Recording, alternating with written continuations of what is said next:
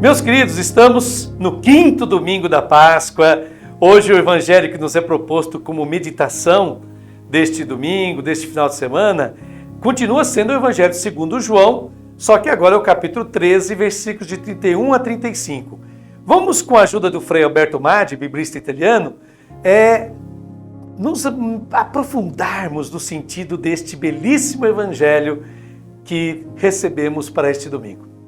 Aliás, no capítulo 13 do Evangelho de João, que é onde se encontram os versículos que nós analisaremos, o evangelista apresenta a última ceia de Jesus. Então nós estamos no contexto da última ceia, com seus discípulos, na qual, até o último momento, Jesus faz a tentativa de oferecer seu amor também ao discípulo que o trairá, a Judas, isso mesmo.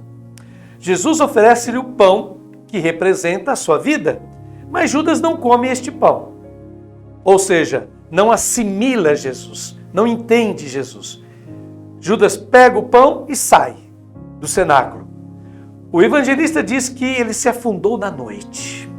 De fato, quando a pessoa vai fazer algo de errado, algo de mal, é a escuridão que toma conta dele. Vamos então começar a ler o texto que nos é oferecido hoje. Vamos começar pelo versículo 31 do capítulo 13. O versículo 31 nos diz assim: depois que Judas saiu, Jesus disse: agora foi glorificado o Filho do Homem, e Deus foi glorificado nele.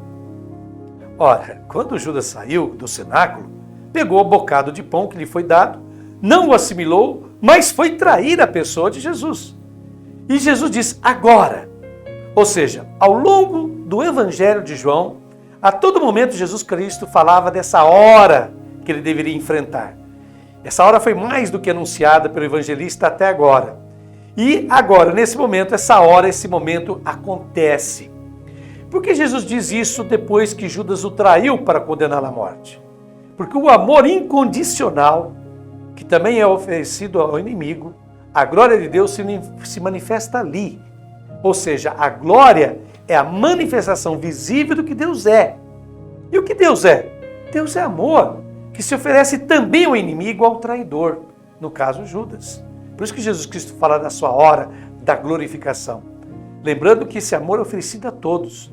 Jesus fala de si mesmo como o Filho do Homem, porque usa essa expressão que lhe é muito cara. Por que essa expressão Filho do Homem? Ora, Filho do Homem é uma expressão que significa o homem na condição divina, ou com a condição divina. Então, Jesus é Filho de Deus, Deus na condição humana, e é Filho do homem, ou seja, homem com a condição divina. Nele se encontram essas duas dimensões.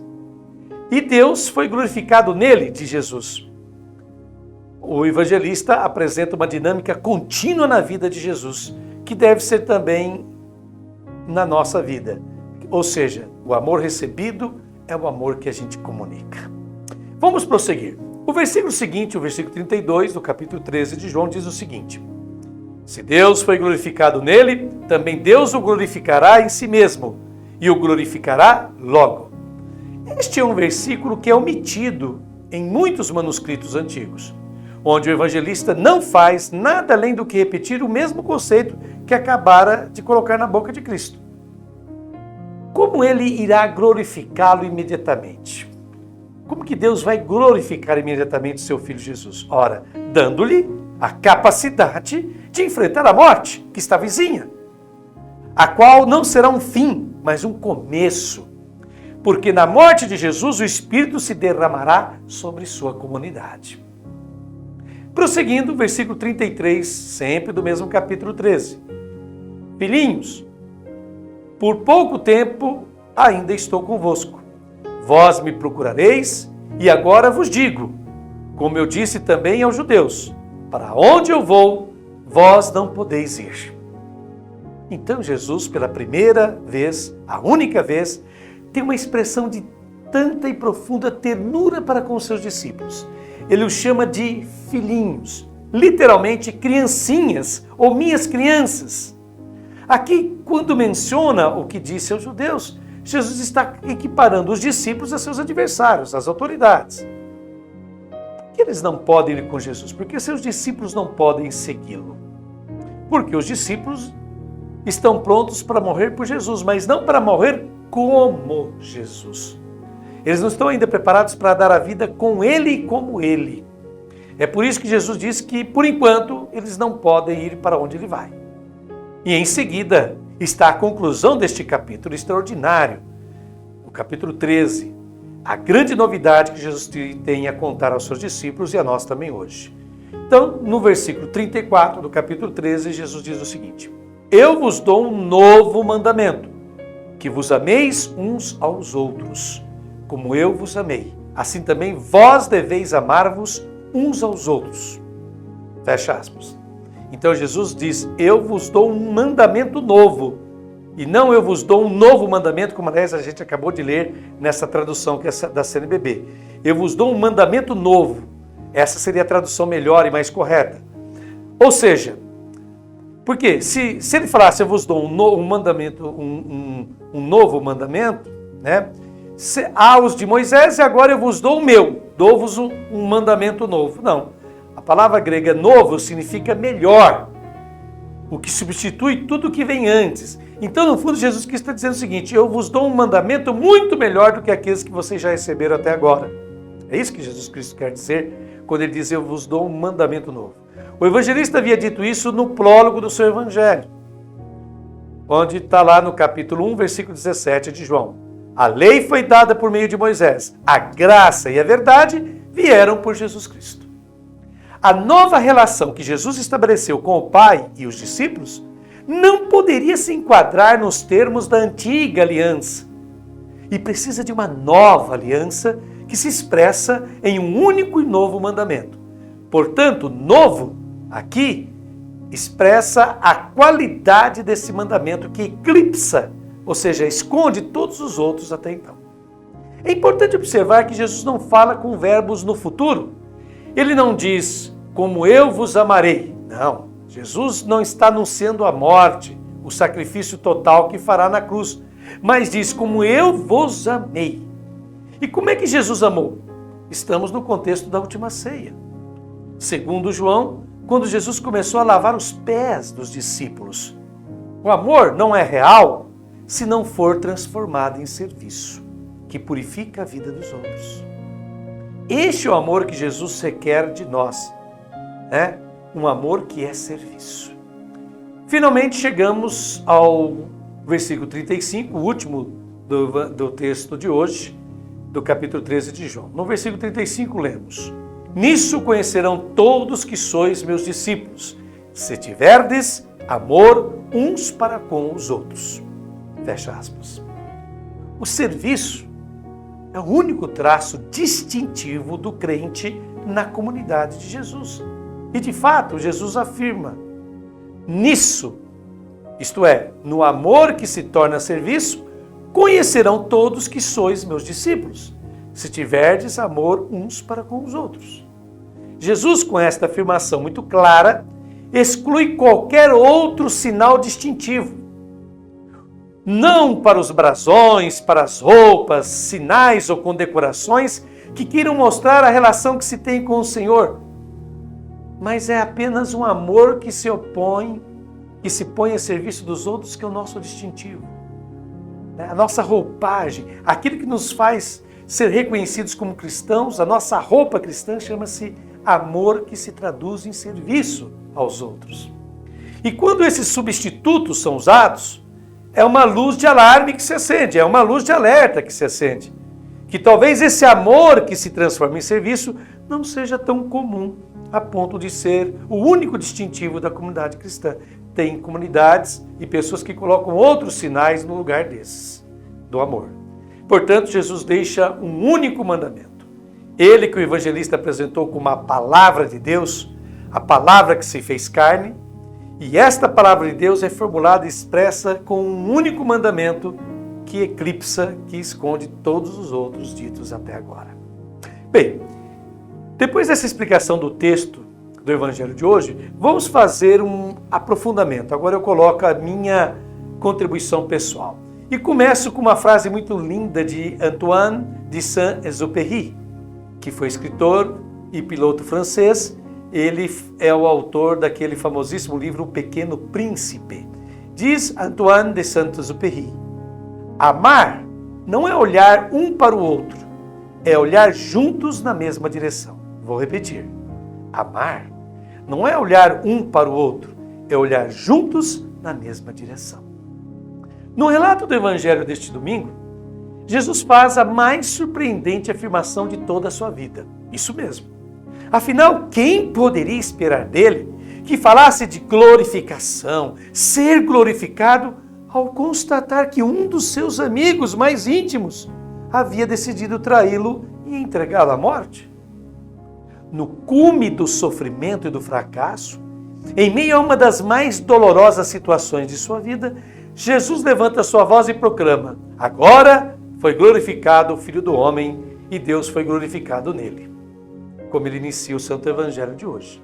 Ora, o esplendor do poder divino, a glorificação para Jesus, não está na vitória, em ser bem-sucedido, mas em seu aparente fracasso e derrota. Isso que se parece a algo desumano, na verdade, é a realização da mais plena humanidade, amar e ser amado. É neste momento de sua vida que Jesus revela o seu testamento, aquilo que ele quer deixar para todos os que o seguirem. Amem-se uns aos outros como eu vos amei. Esse é o seu testamento. Vou repetir. Amem-se uns aos outros como eu vos amei. Portanto, como bem sintetiza José Maria Castilho, teólogo espanhol, diz assim: aquele que ama o ser humano, seja quem for, este é o que ama a Deus. Olha, aquele que ama o ser humano, seja que ser humano for, este é o que ama verdadeiramente a Deus. Então não se ama a Deus sem amar o ser humano. E o cristianismo se resume a isso. Mas, atenção, não se trata de um amor qualquer. O amor que Jesus pede de cada um de nós é como eu vos amei. E como é que ele nos amou? Ele nos amou, resumindo, de 3 modos, digamos assim.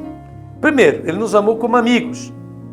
Tanto que ele fala: já não vos chamo servos, porque o servo não sabe o que faz seu senhor. Eu vos chamo amigos, porque vos dei a conhecer tudo o que ouvi de meu Pai. Como está lá em João capítulo 15, versículo 15. Na igreja e fora da igreja, todos devemos nos amar como amigos. E entre amigos há igualdade, proximidade e apoio mútuo. Ninguém que é verdadeiro amigo se sente e se coloca acima do outro amigo ou da outra amiga. Segunda característica desse amor de Cristo. Então, é um amor como amigo. Segunda característica, ele ama como servidor. Ora, de Jesus, o Filho do Homem não veio para ser servido, mas para servir e dar sua vida em resgate por muitos, como está lá em Marcos 10:45 e também em Mateus e Lucas. Ora, na igreja, não deve haver disputa por posições, cargos, fama, poder. Pelo contrário, o protagonismo está em servir, em vir ao encontro das necessidades dos outros. E a terceira característica desse amor, que Jesus Cristo pede que a gente ame uns aos outros, é um amor de acolhida a todos. Isso mesmo, um amor que acolhe todos. Porque essa comunidade de amigos reunidas em torno a Jesus não se fecha em si mesma. Ao contrário, a amizade com Jesus e entre os seus seguidores promove a abertura e acolhida de todos, especialmente dos pecadores, dos excluídos e desprezados. E Jesus simboliza isso mediante a figura de uma criança, quando ele afirma, abre aspas, quem recebe em meu nome uma só criança como esta, recebe em mim mesmo. Fala ele em Marcos 9:37 e também Mateus e Lucas apresenta esta passagem. Ora, é inevitável surgir as seguintes questões em nossa mente. Primeira, o modo como nós vivemos hoje na igreja e fora da comunidade eclesial indica que somos cristãos? As pessoas, observando nossas atitudes, palavras e ações, nos identificam imediatamente como seguidores de Jesus Cristo? Será que grande parte de nosso insucesso em atrair mais pessoas para Cristo não se deve ao fato de não sermos um outro Cristo para o mundo hoje, onde vivemos? Pense bem, nessas questões. E agora, vamos concluir essa nossa meditação do Evangelho de hoje com uma belíssima passagem do livro das Confissões de Santo Agostinho. Isso mesmo. Nós encerramos hoje com um trecho do livro Confissões, esse livro famosíssimo de Santo Agostinho, que diz assim, é uma verdadeira declaração a Jesus, a Deus. Diz Agostinho: eu te amo por ti mesmo, eu te amo por teus dons, eu te amo por tua causa, e eu te amo tanto que, se algum dia Agostinho fosse Deus e Deus fosse Agostinho, eu gostaria de voltar a ser o que sou, Agostinho, para fazer de ti o que tu és, porque só tu és digno de ser quem tu és. Senhor, tu vês, minha língua enlouquece, não sei me expressar, mas o coração não enlouquece. Tu vês o que eu sinto e o que eu não posso te dizer. Te amo, meu Deus, e meu coração é estreito para tanto amor, e minhas forças se rendem a tanto amor, e meu ser é pequeno demais para tanto amor. Eu saio da minha pequenez e todo em ti eu mergulho. Eu me transformo e me perco. Fonte do meu ser, fonte de todo o meu bem, meu amor e meu Deus. Santo Agostinho. Tenha você um abençoado domingo, um abraço fraterno, carinhoso a cada um e até o próximo final de semana, se Deus quiser.